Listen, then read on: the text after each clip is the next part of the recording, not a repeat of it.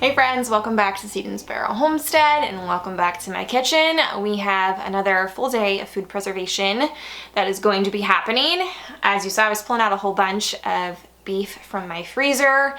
It's been thawing in the fridge the last couple of days and today we're working on getting that canned up. So every about 6 months or so, my husband and I, we go in with my mom and my dad and we purchase a half side of beef and then we split it so we each get a quarter. And it's much cheaper, you know, the bigger amount that you get. So instead of just buying the quarter ourselves, we try and find someone to go in with to get at least a half.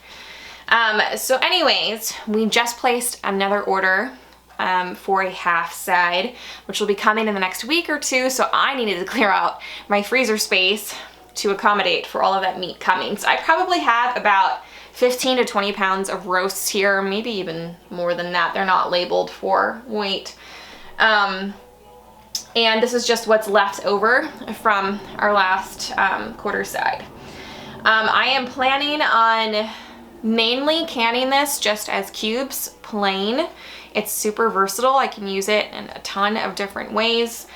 And I might do some more of those pot roast meal in a jars that I did previously, and I'll link that video here for you as well as down in the description. I'm not sure how many of those we're gonna get though, because I'm running low on carrots and celery, so we'll see what happens there. If you've been following along with my videos, I'm kind of working with this theme to get more shelf-stable meals on my pantry shelf, as well as like the components that I need to make a meal. So like this beef here, so that I can just grab from my canned goods, dump it all, and have a good meal, a good nutritious meal ready to go in just a matter of minutes. Gardening season is approaching very quickly. I've got about 4 or 5 weeks left before that just kicks into high gear and I'm out there every day. We have a 1/4 acre homestead. I am gardening, growing food on pretty much the entirety of that 1/4 acre. We have meat birds that we just purchased that we're raising in our basement. So we're gonna have that coming up, taking care of them and then processing them. So things just get really busy really fast around here. And with 2 small children, it gets to be a lot. So I am just trying to set myself up for the least amount of stress and overwhelm possible by making sure I have these ready to go meals or the ingredients I need to make a really quick meal and put it on the table for my family and still have it be good for us and not be tempted to just order out and get, you know, the junky stuff into our systems. So that is what I am working on. I am going to start by getting all of this beef chopped up into about 1-inch size cubes roughly, and I'm gonna try and get rid of as much of the connective tissue as possible. I personally don't like biting into that, and I want to remove as much fat as I can. There's nothing really wrong with canning the fat, at least a little bit of it.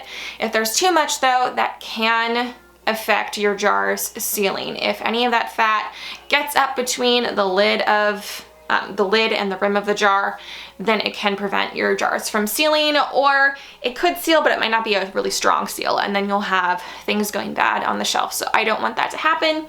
I'm going to try and remove as much fat as possible without compromising the flavor.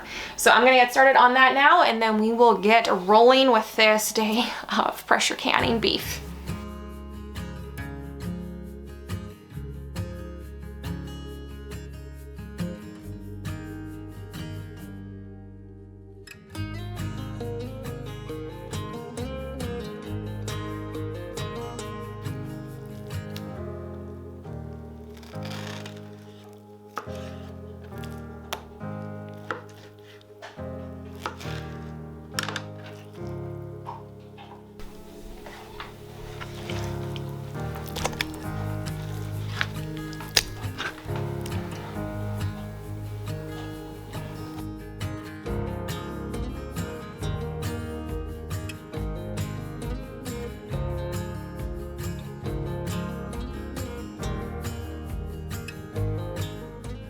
Okay, so I am down to my last few roasts. I didn't end up with as much meat as I had figured, but the roast that I had, they were all bone in. They had more fat than I had anticipated, so I'm not sure how many jars we're gonna end up with, but whatever they needed to be preserved and taken out of the freezer. So I am almost done, and then we are going to jump into getting these into my canner. All right, friends, we are finally ready to go. Got everything laid out. My canner is coming to a simmer. I've got my liquid over there boiling. I need to go turn that off so it comes down to a simmer. But I'm gonna start filling these jars. So I'm not gonna go into a ton of detail today on everything to know about pressure canning because I've done that in the past. So I will link my past video for you if you wanna go check that out and get a step-by-step how to pressure can, all the details. But I will link the two sources that I use. You can find how to can meat at the links below. It is Ball Preserving and the National Center for Home Food Preservation. So you can go check out those two sites. Wealth of knowledge, all safe, tested, approved recipes. There are two methods to canning cubed beef. You can do a hot pack, which involves searing all of this meat on every side, so browning the meat. Not cooking it entirely, just searing the sides. And I've done that in the past. People say that it gives a richer flavor. I didn't notice really much of a difference at all, if any, and I choose not to do that anymore simply because it's just an extra step. It takes a lot of time to go through all of these beef cubes and just sear them and not cook them. So you have to pay attention to what you're doing. So I'm not about that. I'm gonna make it easier on myself, and I'm just going to raw pack these. So that involves just putting your raw beef cubes into these jars up to 1 inch of headspace. Now there's two routes you can go from that point. You can leave it as is and not add any extra liquid. It will create some of its own juice, and you can do that safely. I've done that in the past, and I choose not to do that anymore because while it does make some juice, it doesn't make enough to cover all of the meat. And whatever is exposed on the top will discolor, and it turns a yucky gray color. I don't find it appealing or appetizing. I really wouldn't want to serve it to guests, so I choose not to do it that way anymore. And I go ahead, add in my beef, and then I will top it off to the correct headspace with either water or beef broth. And that needs to be boiled, and then I bring it down to a simmer, and then I add that right on top of my beef cubes to that 1 inch headspace. So that's what we're gonna do today. I'm just using water. It's over there now. I'm gonna grab that, get all my jars filled, get them to the right headspace, and get them in my canner. Okay, so this is optional, but I am going to add in a teaspoon of salt to each of these quart jars. If you're using a pint jar, you would just add in a half teaspoon. But this is optional. If you don't want to do it, you don't have to. I like the flavor it gives the beef. So I'm just gonna do this with clean hands. So I'm gonna go ahead and just grab my beef, start adding it to my jars. Now I am using regular mouth jars. It's what I have.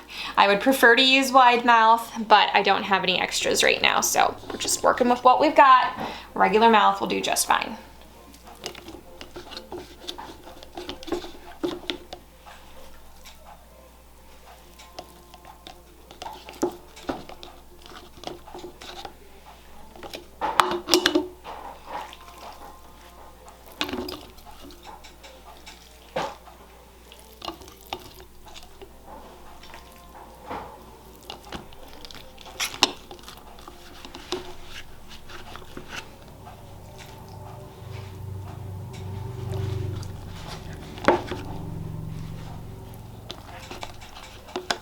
All right, so I didn't mention it, but all of these jars were washed in warm soapy water, and they're still warm to the touch. We're trying to keep everything around the same temperature, just not have there be any temperature shocks. We don't want any glass breaking.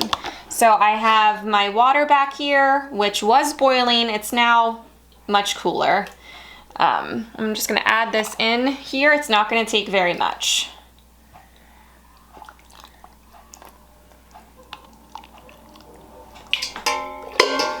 And then I am just going to take my fancy debubbling tool, which is just a wooden skewer, and get out all of these air bubbles.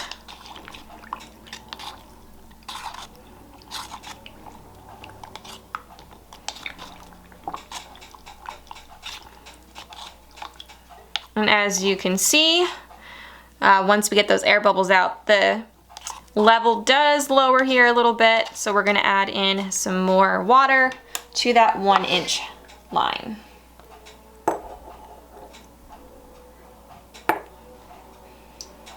Which is right about here at this bottom rim. I am a stickler, I like to be precise, and I use my head spacing tool here, and I do need just a little bit more.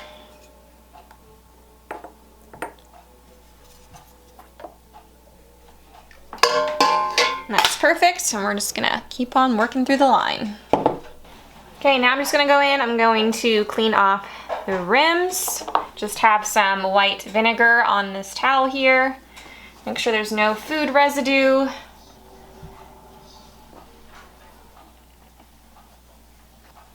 Got my new lids here that I've been washed in warm soapy water. I'm gonna get them on these and get the bands on.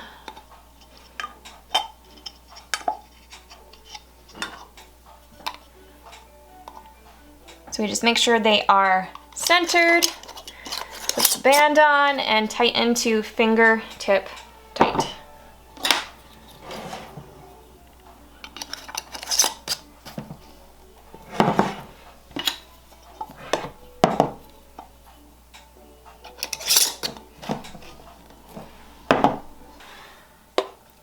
So this will fit 7 quart jars.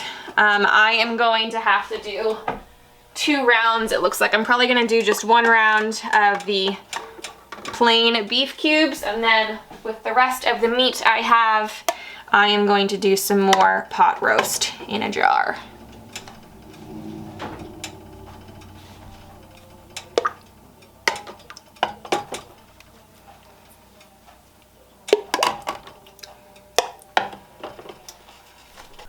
All right, so I'm gonna get my lid on, get this all nice and level and secured.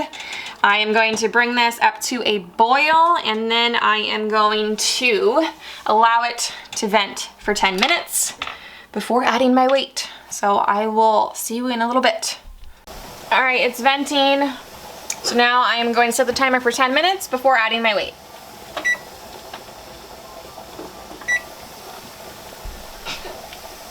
Okay, it's been venting for 10 minutes. I'm gonna throw the weight on there. I have it at 10 pounds of pressure for my elevation. You'll have to check what your elevation is. And I am going to allow this to come up to 10 pounds of pressure here, and this weight will start to jiggle. So after the weight starts to jiggle, I set my timer for 90 minutes, and I adjust the heat on my burner to that sweet spot to keep it right where it needs to be.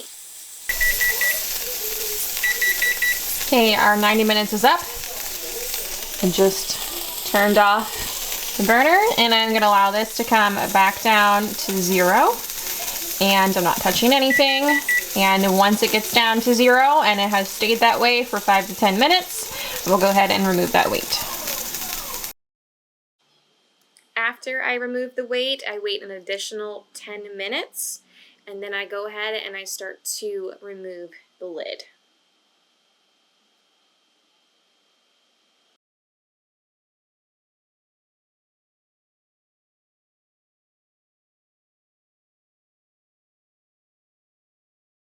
Always make sure to remove the lid away from yourself. After this, I allow the jars to remain in the canner for another 10 minutes before I remove them. Here they will sit for about the next 12 to 16 hours, waiting for them to seal. They did seal within about 5 minutes after taking them out of the canner, but if they have not sealed within that 12 to 16 hour range, you should just treat them as leftovers and store them in the fridge.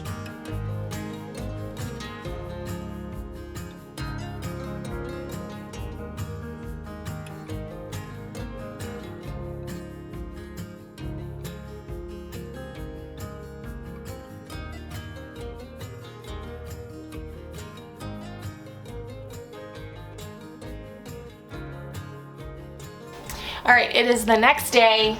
All of these have sealed. They all sealed within about 5 minutes of coming out of the canner. I am going to remove their rings, and I'm gonna wash them up in some warm soapy water, label them, date them, and get them down in my pantry.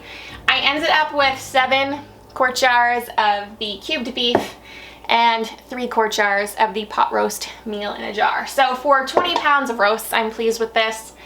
There's about 2 pounds worth of beef in each of these and about 1 pound's worth in the meal in a jars. So 10 meals worth of food for my family going on the pantry shelf.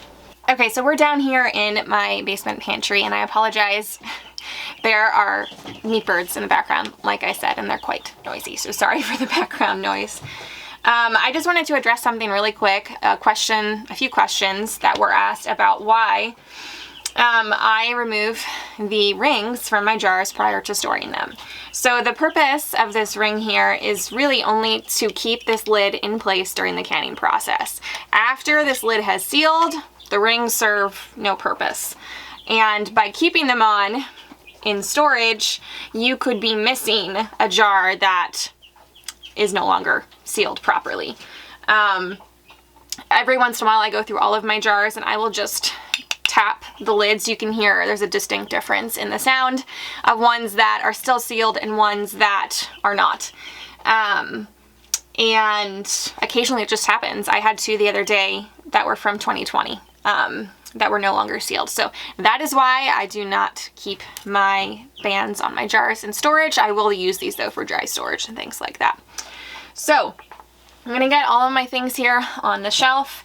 My goal is to have this whole bottom shelf filled with various meats and different meal in a jar recipes. I'd like to have at least 50 quarts that I can pull from for the busy season. So we've got a lot of canning work ahead of us, as well as a whole bunch of freezer meals that I'd like to have done, just so I've got lots of stuff to pull from during that busy gardening and preservation season. So I like to do this, to have these things canned. I like to have more than one way that I am preserving our food. Freezers are great, but they can fail. We can lose power. We do have a generator, but you know, how long can you actually run that for? So I know that a pressure canner is an investment, but I think it is well worth it to know that these things I'm canning, they're not going to spoil, and they last longer than something would in the freezer. So it is definitely worth it, in my opinion. I don't like having all my eggs in one basket. I like using all different types of preservation for our food stores. I just think there is wisdom in that. So I encourage you, if you've been on the fence about pressure canning, see if you can save up, budget it in, get yourself a pressure canner, go watch my how to pressure can video, and get yourself started so that you can have some more food security in your life. Thanks for hanging out with me today, friends. I hope you enjoyed this video. Don't forget to like and subscribe. Get those pantries filled, and I hope you have a wonderful, blessed week. I'll see you next time.